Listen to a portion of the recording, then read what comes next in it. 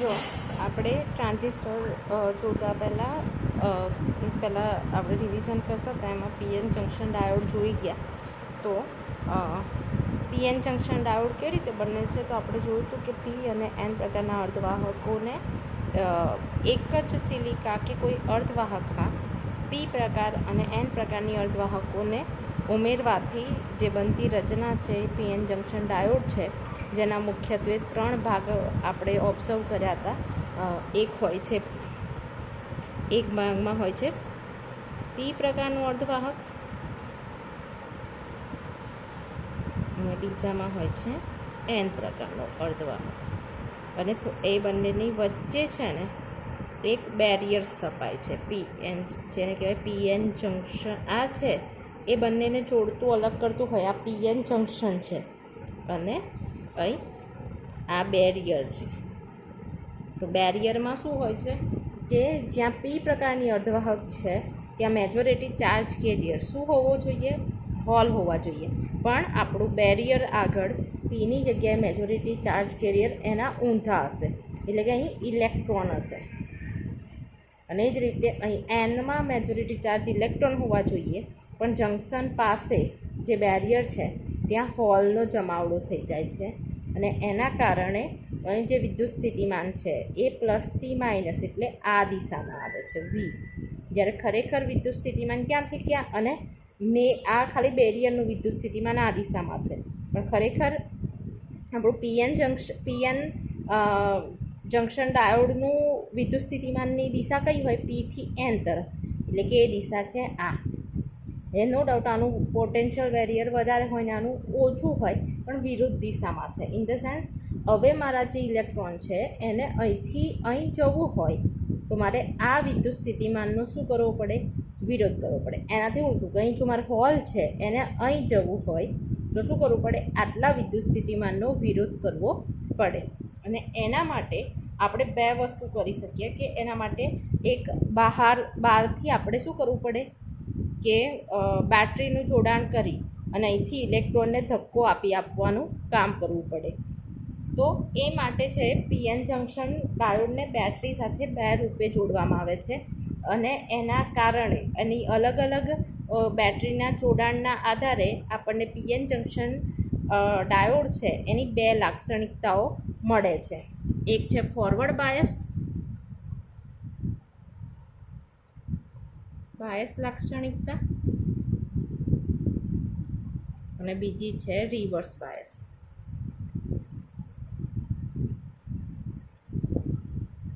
જો કોઈ પણ ઇલેક્ટ્રોનિક્સ તમે ભણતા હોય તો કોઈ બી, જેમ કે ટ્રાન્ઝિસ્ટરની લાક્ષણિકતા આપો, પીએન જંક્શનની લાક્ષણિકતા આપો, કે કોઈ પણ જેનર ડાયોડની લાક્ષણિકતા આપો, તો કોઈ પણ વસ્તુની લાક્ષણિકતા તમને આપવાનું કે તો લાક્ષણિકતાનો મતલબ શું છે ભાઈ ઇલેક્ટ્રોનિક્સ માટે?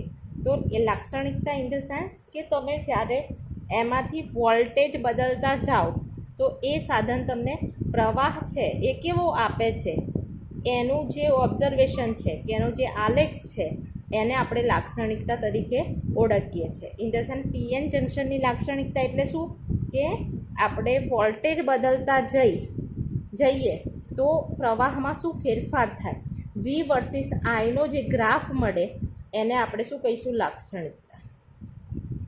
ખબર પડી? તો એ આપણને 2 પ્રકારની લાક્ષણિકતાઓ પીએન જંક્શન ડાયોડમાં મળે, ફોરવર્ડ બાયસ, રિવર્સ બાયસ. તો ફોરવર્ડ બાયસ લાક્ષણિકતામાં શું થાય છે આ તમે ભણી ગયા છો એટલે આપણે ફટાફટ જોઈએ છીએ. અને તમારે 12માની બુકમાંથી બરાબર વાંચી અને આની નોટ બનાવી, કેમ કે આના પછીનું ચેપ્ટર પણ આના પર બેઝ છે. એટલે આ બધું આવડશે તો જ આગલા ચેપ્ટર આવડે, એટલા માટે આપણે આ જોઈએ છે. તો ફોરવર્ડ બાયસ લાક્ષણિકતા શું છે? તો ફોરવર્ડ બાયસમાં શું કરવામાં આવે છે કે આપણે પીએન જંક્શન ડાયોડને એ રીતે જોડીએ છીએ કે બેટરીનો ધન ધ્રુવ એ પી પર, એટલે પોઝિટિવ અને નેગેટિવ જે વાયર છે, ઋણ ધ્રુવ છે, એ એન પ્રકારના અર્ધવાહકોને જોડવામાં આવે. અને પછી એમાં વોલ્ટેજ આપણે બદલતા જઈએ અને જે આપણને લાક્ષણિકતા મળે એને ફોરવર્ડ બાયસ લાક્ષણિકતા કહેતા હોઈએ છીએ. તો એનું જોડાણ કેવી રીતે કરવામાં આવે છે? તો અહીં જુઓ,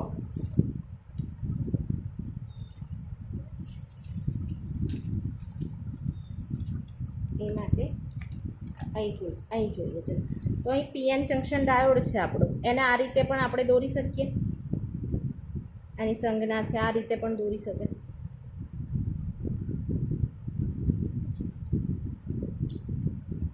પોઝિટિવથી નેગેટિવ એટલે આ પી છેડો છે ને આ એન છેડો છે. તો પી અને એન છેડો છે એ હવે અહીંથી મારે અહીં કેટલા વોલ્ટેજ છે, મારે ખરેખર શું છે વી વર્સિસ આઈ જોઈએ. તો મારે વોલ્ટેજ માપવા માટે વોલ્ટમીટર જોડવું પડે, અને વોલ્ટમીટર ગમે જે પણ વસ્તુ છે વિદ્યુત સ્થિતિમાનનો તફાવત, એટલે આ બે વાયર વચ્ચે કેટલો તફાવત છે એ જોડવું હોય તો વોલ્ટમીટર હંમેશા સાધનને શેમાં જોડવામાં આવે, સમાંતરમાં જોડવામાં આવે આની સામે. તો અહીં વોલ્ટ મપાશે. અને એ જ રીતે આપણે અહીં પ્રવાહ કેટલો આવે છે અહીંથી પસાર કરીએ એ માપવા માટે એ મીટર આપણે મિલી એમ્પિયર એ મીટર અહીં જોડીએ છીએ. અને વોલ્ટેજ બદલવા માટે આપણે શું જોઈએ, રિયોસ્ટેટ જોઈએ, એટલે અવરોધ જોઈએ, આરએચ એ જોડીશું. એક કળ ચાલુ બંધ કરવા માટે જોડીએ. તો આપણું બેઝિક આકૃતિ છે ફોરવર્ડ બાયસની લાક્ષણિકતા જાણવા માટે. આપણે એક વસ્તુ તો ભૂલી ગયા છીએ, મેઇન છે બેટરી. તો અહીં બેટરી જોડવામાં આવે તો શું થાય, અહીં મેઇન છે બેટરી, તો અહીં પ્લસ છેડાને પ્લસ સાથે, આ પ્લસ છેડો એટલે આ બેટરીનો મોટી લાઈન અને નાની લાઈન દર્શાવે એ ઋણ છેડો છે. તો જ્યારે આપણે ફોરવર્ડ બાયસમાં શું કરવામાં આવે છે, પીએન જંક્શનના પી પ્રકારની અર્ધવાહકના છેડાને બેટરીનો પ્લસ ધ્રુવ સાથે જોડવામાં આવે છે, અને એન પ્રકારની અર્ધવાહકને બેટરીના ઋણ ધ્રુવ સાથે જોડવામાં આવે છે. હવે શું કરીશું, અહીં રિયોસ્ટેટની મદદથી આપણે વોલ્ટેજ બદલતા જઈશું, અને અહીં કેટલો પ્રવાહ મળે છે એ આપણે નોંધીએ છીએ. તો એનો જે ગ્રાફ છે ને પીએન જંક્શન ડાયોડનો એ આવો આવે છે.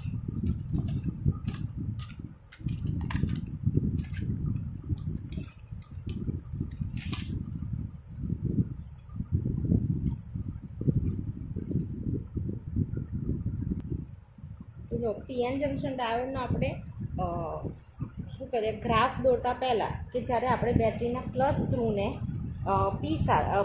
પ્લસ ધ્રુવ સાથે અને એન અર્ધવાહકને ઋણ સાથે જોડવામાં આવે તો સેમિકન્ડક્ટરમાં શું થાય છે એ આપણે જોઈએ. તો નોર્મલી શું થશે કે આપણને ખબર છે એમ કે આપણે દોરી દઈએ છીએ, પી છે, એન છે, આ બેરિયર છે, ડેપ્રેશન સ્તર છે, અહીં નેગેટિવ હશે, અહીં પોઝિટિવ, અહીં પ્લસથી માઇનસ વોલ્ટેજ આમ જશે. મેઇન વોલ્ટેજ છે આપણા આ વીજ, અહીં બેટરીને પ્લસ સાથે જોડવું, અહીં એન સાથે, આ સાદી રચના છે.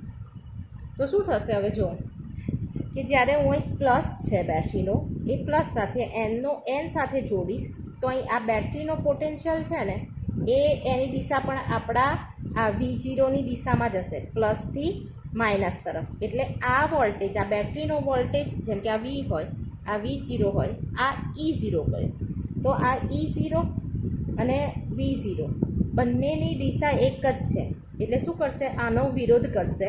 અને જેથી કરીને આપણે જેમ કે આની દિશા છે એ આ જ દિશા છે જે V0ની દિશા છે. તો અહીં શું થશે, આનો વિરોધ કરતું વધારે પ્રકારનું બળ આપણે અહીં દાખલ કર્યું, જેના કારણે અહીં જે ડેપ્લેશન સ્તર છે એમાં શું થશે, ઘટાડો થશે. ઘટાડો કેમ થશે, એમ નોર્મલી જો અહીં વોલ્ટેજ આપણે વધારે જોડ્યા છે તો અહીંના ઇલેક્ટ્રોન છે એ અહીં ખેંચાઈને અહીંથી અહીં આવી શકે એવું આપણે સમજી શકીએ. એ જ રીતે અહીં એન છે, તો એન છે તો અહીં આપણા અહીં હોલ છે એ આકર્ષાઈને આ બાજુ તરફ આવી શકે જો વોલ્ટેજ અહીં વધારે હોય તો. અને એવું થશે તો અહીં ડેપ્લેશન સ્તરમાં શું થશે, ઘટાડો. ડેપ્લેશન સ્તર ઘટી જાય તો પછી આપણા સહેલાઈથી અહીંના જે ઇલેક્ટ્રોન છે આમાં અને અહીંના જે હોલ છે આમાં ડિફ્યુઝન થશે. તો ખરેખર શું થાય છે એનો આલેખ આપણે ફોરવર્ડ બાયસ કરીએ તો એનો આલેખ આ રીતે આવે છે.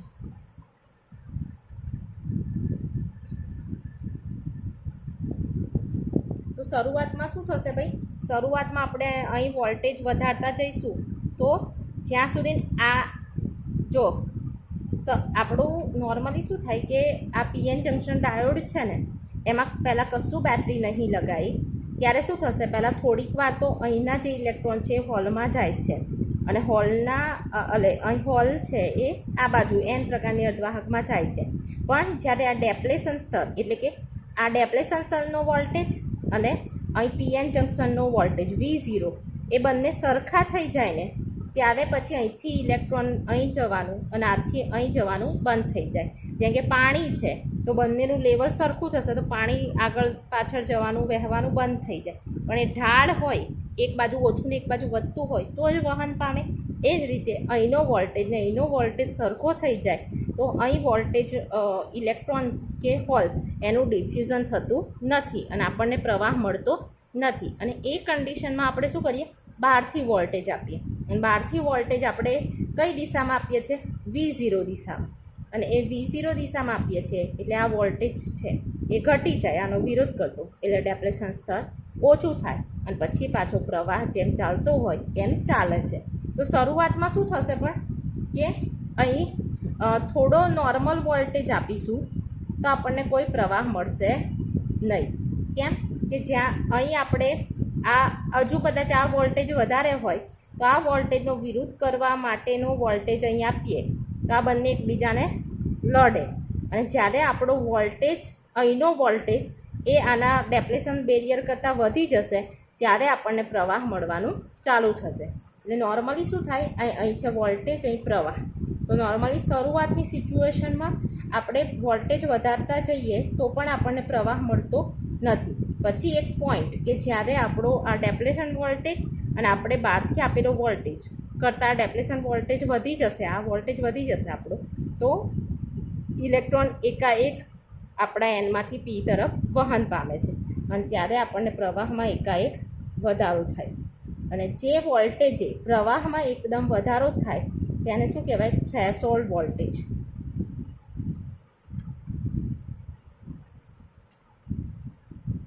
થ્રેશોલ્ડ વોલ્ટેજ શું કહેવાય કે પીએન જંક્શન ડાયોડમાં કે જે વોલ્ટેજના મૂલ્ય માટે પ્રવાહમાં એકાએક વધારો નોંધાય એ વોલ્ટેજના મૂલ્યને આપણે થ્રેશોલ્ડ વોલ્ટેજ કહીએ છીએ. અહીં શું થાય છે ભાઈ, અહીં જે પ્રવાહ મળે છે ને આપણને જ્યારે ફોરવર્ડ બાયસ આપણે બેટરીનું જોડાણ કરીએ છીએ એ માઇક્રો એમ્પિયરના ક્રમનો મળે છે. એ ખાસ યાદ રાખવાનું. સેકન્ડલી કે જો આપણે અહીં જે અર્ધવાહક છે એ સિલિકાનું અર્ધવાહક હોય તો થ્રેશોલ્ડ વોલ્ટેજનું મૂલ્ય 0.7 વોલ્ટ હોય છે. અને જો જર્મેનિયમ પ્રકારનું અર્ધવાહક હોય તો આપણો થ્રેશોલ્ડ વોલ્ટેજનું મૂલ્ય છે 0.3 વોલ્ટ. એટલે સિલિકા હોય તો 0.7 વોલ્ટેજ સુધીને આપણે પ્રવાહ છે થોડો વધારવો પડે અને પછી એનાથી વધારે વોલ્ટેજ વધશે તો એકાએક પ્રવાહમાં આપણને વધારો જોવા મળે છે. ફોરવર્ડ બાયસ એટલે પ્લસ સાથે જોડેલું છે એટલે આ ગ્રાફ છે એ ઉપરની તરફ દેખાય છે. હવે રિવર્સ બાયસ, આ ભાઈ સિમ્પલ રીત છે તમારે વ્યવસ્થિત બુકમાં તમારે જાતે વાંચીને પોઈન્ટ જોવાના, તમે ભણેલા છો. તો રિવર્સ બાયસમાં શું હોય,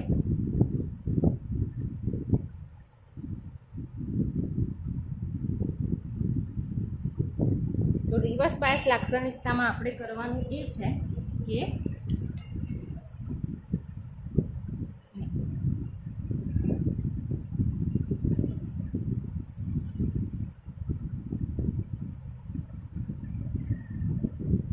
આ પી છે, એન છે, બેરિયર, ઇલેક્ટ્રોન હશે, હોલ હશે.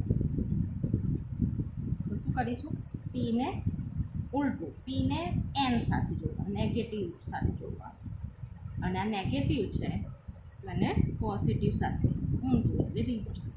તો આ જોડાણને રિવર્સ બાયસ સ્થિતિ કહેવામાં આવે છે. આ જે વોલ્ટેજ છે સપોઝ આને કહીએ V1 કહી દઈએ છીએ. આ છે અહીંથી અહીં મેઇન જે વોલ્ટેજ છે એ છે V2 અને આ મેઇન વોલ્ટેજ છે V0, જે પણ નામ આપો. તો શું થશે હવે જો, અહીં રિવર્સ બાયસ સ્થિતિમાં ઊંધું થશે. આપણો અહીંનો વોલ્ટેજ આ પ્લસથી માઇનસ આ દિશા છે, આ વોલ્ટેજની દિશા અહીં છે, આ દિશા બેરિયરનો વોલ્ટેજ વિરુદ્ધ દિશામાં હોય એટલે આ દિશામાં છે. અને હવે આપણો બેટરીનો વોલ્ટેજ ક્યાંથી ક્યાં, પ્લસથી માઇનસ આ દિશામાં છે એટલે કે બેરિયરની દિશામાં જ છે. આ દિશામાં આપણો બેટરીનો EMF છે. ખબર પડી? તો અહીં શું થયું, આપણે બેરિયરની ઈએમએફમાં જ આપણો વોલ્ટેજનો વધારો કર્યો, એટલે અહીં છે ને ડેપ્લેશન સ્તર છે એ ઘટવાની જગ્યાએ શું થશે, વધી જશે. ડેપ્લેશન સ્તર વધશે જેના કારણે શું થશે, અહીં પી છે એમાં ખાસા બધા ઇલેક્ટ્રોન વધારે થઈ જશે અને એન પ્રકારની અર્ધવાહકમાં હોલની સંખ્યા વધી જશે અને એ એટલી બધી વધી જશે ને કે જેથી કરીને અહીં ડેપ્લેશન સ્તરમાં જ અહીં બહુ બધા હોલ વધી જાય, અહીં બહુ બધા ઇલેક્ટ્રોન વધી જાય તો શું થશે, આ ઇલેક્ટ્રોન પાછા એન તરફ વહેશે અને આ હોલ છે, અહીં હોલની સંખ્યા વધી જશે, એ હોલ છે એ પાછા પી તરફ વહે, ઊંધી દિશામાં વહે છે અને જેના કારણે આપણને રિવર્સ પ્રકારનો પ્રવાહ મળે છે. પણ અહીં પ્રવાહ એટલો બધો મળશે નહીં, કેમ કે અહીં આપણા પેલું ડેપ્લેશન સ્તરમાં વહે છે એટલે. તો એ પ્રવાહનું મૂલ્ય છે માઇક્રો એમ્પિયરના સ્તરનું આપણને પ્રવાહ મળે છે. જો એનો ગ્રાફ જો ડ્રો કરવામાં આવે તો એ ગ્રાફ આવો આવે છે, રિવર્સ પ્રવાહ છે એટલે નીચે આવે, ફોરવર્ડ બાયસ ઉપર આવે, પ્લસમાં રિવર્સ એટલે ઉલટું જોડું છે એટલે અહીં આવે. તેમાં પણ એવું થાય કે પહેલાં થોડો વોલ્ટેજ આપણે વધારતા જઈશું તો આપણને કોઈ જ પ્રવાહ મળશે નહીં. પછી આ ડેપ્લેશન સ્તર ખાસું એવું મોટું થઈ જશે ત્યારે જ આપણા અહીં એનમાં હોલ ઘણા વધી જાય, કેમ કે અહીં પ્લસ જોડેલું છે એન પાસે, અહીંના બધા ઇલેક્ટ્રોન અહીં આવતા રહે તો અહીં પછી શું થાય, હોલ્સ તપાઈ જાય ને એમ, એ રીતે સમજી શકીએ. એટલું તો અહીં હોલ વધી જશે અને એ જ રીતે અહીં નેગેટિવ ધ્રુવ છે તો અહીંના ઇલેક્ટ્રોન અહીં જશે તો અહીં હોલ પી છે ત્યાં શું થઈ જશે, એનનો જમાવડો વધારે થાય છે, ડેપ્લેશન સ્તર પોટું થાય છે. તો ખરેખર થવું શું જોઈએ કે ઇલેક્ટ્રોન પી તરફ આવવા જોઈએ અને હોલ છે એન તરફ જવા જોઈએ, પણ આ બહુ વધી જાય છે તો અહીં હોલ એનમાં હોલ વધી ગયા અને પીમાં ઇલેક્ટ્રોન વધી ગયા, જેના કારણે ઇલેક્ટ્રોન છે ને એન તરફ જ વહે છે અને હોલ છે એ પી તરફ વહે છે. એટલે આપણને જે પ્રવાહ મળે છે એ રિવર્સ પ્રવાહ હોય છે. તો આમાં પણ એવું થાય કે જ્યાં સુધી શું કહેવાય, વોલ્ટેજ વધારતા જઈએ છીએ નોર્મલી તો ડેપ્લેશન સ્તર વધતું જાય છે એટલે ત્યારે કોઈ પ્રવાહ નહીં વધતો, પછી એક પ્રકારે વધી જાય અને પછી ઇલેક્ટ્રોન છે એન તરફ વહેવા લાગે અને હોલ પી તરફ વહેવા લાગે ત્યારે આપણને રિવર્સ પ્રવાહ મળે છે. અને આ જે રિવર્સ પ્રવાહ છે, આ પી છે ને આ એ હોય છે માઇક્રો એમ્પિયરના. એટલે આ રિવર્સ પ્રવાહ છે એ બહુ જ ઓછો મળે છે જ્યારે ફોરવર્ડ પ્રવાહ છે એ ઘણો વધારે મળતો હોય છે. જો એક વસ્તુ આને કહેવાય બ્રેકડાઉન વોલ્ટેજ કહેવાય, કેમ કે આ નીચે આવે છે. થ્રેશોલ્ડ વોલ્ટેજ તો ખરું જ કે જ્યાં પ્રવાહનું મૂલ્ય એકાએક વધી જાય જેને થ્રેશોલ્ડ વોલ્ટેજ કહેવાય, પણ એક વસ્તુ આને બ્રેકડાઉન વોલ્ટેજ કહેવાય, બ્રેકડાઉન વોલ્ટેજ. જ્યારે અહીં ફોરવર્ડ બાયસ આમ હોય તો ઉપર જાય છે, મીન્સ કે બ્રેક ઓવર વોલ્ટેજ. ખબર પડી? તો આપણે આ ખાલી સમજવા માટે જ છે તમારે, જ્યારે ફોરવર્ડ ને રિવર્સ બાયસ સ્થિતિ હોય તો ખાલી મેઇન મુદ્દા શું યાદ રાખવાના કે બંને વચ્ચે શું તફાવત છે એ જોઈ ઉપર છેલ્લું. કાલથી હવે આપણું જે મેઇન ટ્રાન્ઝિસ્ટર શું છે અને એ આપણે કાલથી ભણવાનું ચાલુ કરવાનું છે. તો કાલથી ચેપ્ટર ખરેખર ચાલુ થાય છે તમારું. આ છે ફોરવર્ડ બાયસ લાક્ષણિકતા.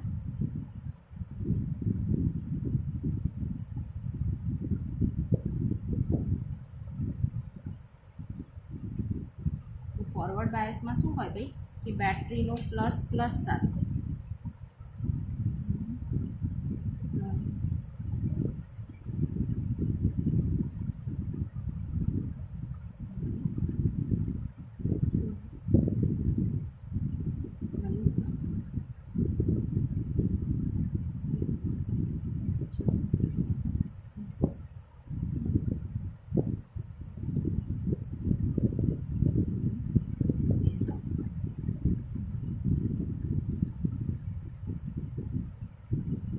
ધન છે પી સાથે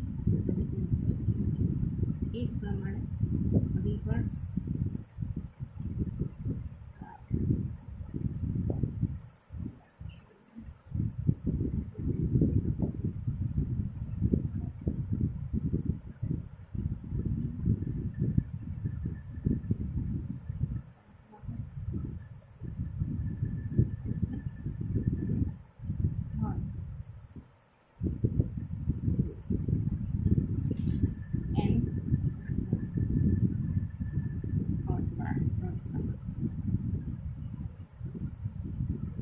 જોડવામાં આવે છે. પછી બીજી એક વસ્તુ કે અહીં શું થાય છે કે ડેપ્રેશન સ્તરમાં વધારો થાય છે. આ જોડાણ કરીએ તો સ્તરમાં અહીં ઘટાડો થાય ફોરવર્ડ.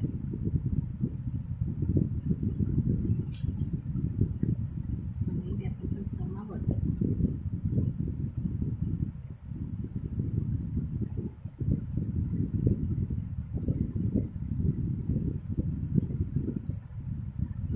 એ જે પ્રવાહ છે ને પ્રવાહ એ છે મિલી એમ્પિયર.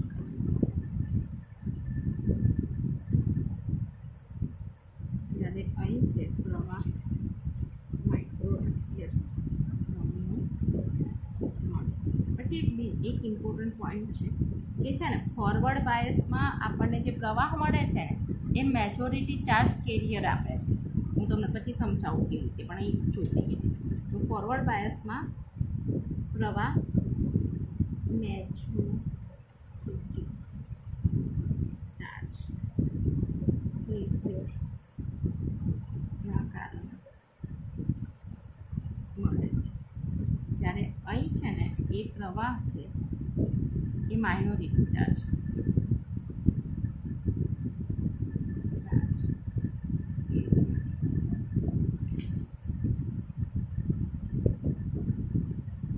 આવું કેમ છે? તો જો અહીં જ્યારે આપણે ફોરવર્ડ બાયસ હશે ને તો આપણને ખબર પડી કે જ્યારે અહીં બેટરી જોડી તો ડેપ્રેશન સ્તર ઘટી ગયું. ડેપ્રેશન સ્તર ઘટી ગયું તો અહીં પી પ્રકારમાં મેજોરિટી એટલે વધારે શું હોય? ફોલ જ હોય. અને એનમાં મેજોરિટી ઇલેક્ટ્રોન હોય. તો ડેપ્રેશન સ્તર ઘટી જાય તો અહીંના જે ઇલેક્ટ્રોન છે મેજોરિટી ચાર્જ કેરિયર એ સહેલાઈથી પીમાં જશે અને પીના મેજોરિટી ચાર્જ કેરિયર છે એનમાં જશે. એટલે પ્રવાહ આપણને જે પણ મળશે એ શાના કારણે મળશે? જે તે જગ્યાના મેજોરિટી ચાર્જ કેરિયરના કારણે મળે છે. જ્યારે રિવર્સ બાયસમાં શું થશે? ઉલટું થશે. અહીં વોલ્ટેજ વિરુદ્ધ પ્રકારે જોડ્યું એટલે ડેપ્રેશન સ્તર વધી જાય. ડેપ્રેશન સ્તર વધી જાય એટલે ખરેખર શું થશે કે ઇલેક્ટ્રોન છે એ એન તરફ થશે. તો અહીં ઇલેક્ટ્રોનની સંખ્યા વધી જાય. ડેપ્રેશન સ્તર વધે ને તો પીમાં માઇનોરિટી ચાર્જ કેરિયર હતા ઇલેક્ટ્રોન અને અહીં ઇલેક્ટ્રોન છે એન તરફ ગયા એટલે આપણને જે પ્રવાહ મળ્યો એ મેજોરિટી ચાર્જ કેરિયરના લીધે ના મળ્યો, પણ શેના લીધે મળ્યો? માઇનોરિટી ચાર્જ કેરિયરના લીધે. એ જ પ્રકારે અહીં ડેપ્રેશન સ્તર વધ્યું તો એનમાં હોલની સંખ્યા, એનના ભાગમાં ડેપ્રેશન સ્તરમાં હોલનો જમાવડો વધારે થાય. તો અહીં એન પ્રકારની અર્ધવાહક છે તો એના માઇનોરિટી ચાર્જ હોલ છે અને ખરેખર હોલ છે એ પી તરફ વહે છે ઊંધી દિશામાં. તો એના કારણે પ્રવાહ મળે છે. માટે આપણે કહી શકીએ કે આમાં જે પ્રવાહ મળે છે ફોરવર્ડ બાયસમાં એમ મેજોરિટી ચાર્જ કેરિયર અને રિવર્સમાં માઇનોરિટી ચાર્જ કેરિયરના લીધે મળે છે. તો તમારે મેઇન પોઈન્ટ શું જોવાના? એક તો અર્ધવાહકો એટલે શું અને પી પ્રકારના અર્ધવાહકો અને એન પ્રકારના અર્ધવાહકો સમજાવો. અને બીજું પછી આવે પીએન જંક્શન ડાયોડ સમજાવો. અને લાસ્ટમાં છે પીએન જંક્શન ડાયોડની લાક્ષણિકતા સમજાવો. આટલા પોઈન્ટ છે એ તમારે 12માની બુકમાંથી, તમને નીટમાં પણ આખી બુક મળે છે ઇન્ટરનેટમાં, તો એમાંથી આટલું થિયરી છે એ ચોક્કસપણે તમારે જોઈ અને વ્યવસ્થિત લખી અને સમજી કાઢવાની. બરાબર? તો આટલું આપણે જોઈ ગયા છે. કાલે હવે આપણે ટ્રાન્ઝિસ્ટર ભણીશું. જેમ કે ડાયોડ એ 2 પ્રકારનું જોડાણ છે, 2 પ્રકારની અર્ધવાહકો જોડીને બનાવવામાં આવે છે. એમ ટ્રાન્ઝિસ્ટર છે 3 પ્રકારની અર્ધવાહકો જોડીને બનાવવામાં આવે છે. અને જો તમને આ જો વ્યવસ્થિત સમજાઈ ગયું હોય ડાયોડ વિશે તો આપણે પછી ટ્રાન્ઝિસ્ટર છે સહેલાઈથી સમજી શકીએ છીએ.